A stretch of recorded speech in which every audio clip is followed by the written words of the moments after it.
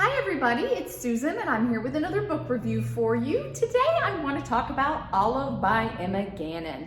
This book was delightful. This really made me think.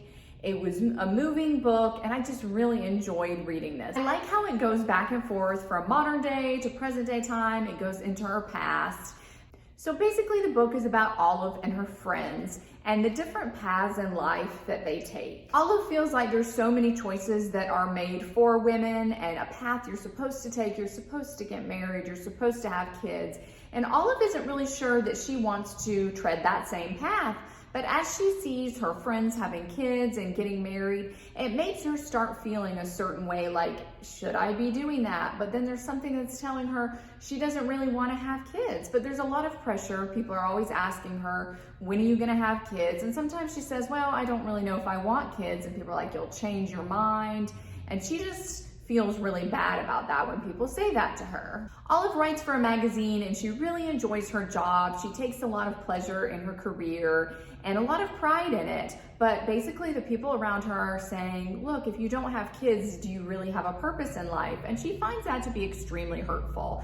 I really enjoyed the parts where they went back into Olive's past and kind of established how she became friends with all of the people in this book, because these stories really are so interesting when you talk about female friendships and the expectations that are put on women. Now, Olive isn't always the best friend and the best person to talk to because she wants something so different out of life, and sometimes she really can't relate to her friends in the way that they want her to. So it is interesting to see over the years how the different places they are in life, how it changes the relationship, how they can go through times where they're not even speaking to each other and other times where they're closer than ever before and they're all brought together. Even though this book is about Olive, it goes over all of her friends' life too, and they all deal with all sorts of stuff such as marriage, divorce, infidelity, not being able to conceive children. It kind of really hits the whole spectrum of what a lot of people now in their 30s and 40s go through. So I found that to be so interesting, and it was so beautifully written.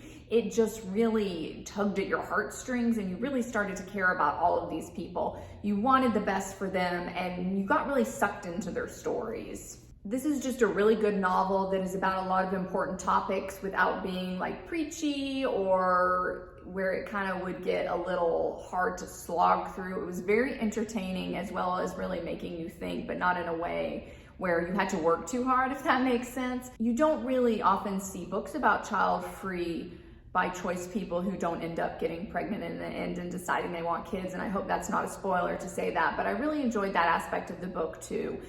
So this book was really charming and beautifully written, and I really enjoyed it. Again, it's Olive by Emma Gannon. This is Emma Gannon's debut novel. She is also a magazine writer, and for a debut novel, it was so excellent. I love when I am reading a book, I'm like, this book is so good, and then I go in to check out what other books they've written. I'm like, oh my gosh, it's their first one. It's amazing how well that these debuts can be written. So this one I love the cover. Look at this cheerful yellow color, I loved it. So come on into the Carnegie, check it out, read it, and let us know what you think of it. Thank you so much for joining us for this book review, and join us again soon. We have a bunch more book reviews coming up for you. Have a great day, thanks.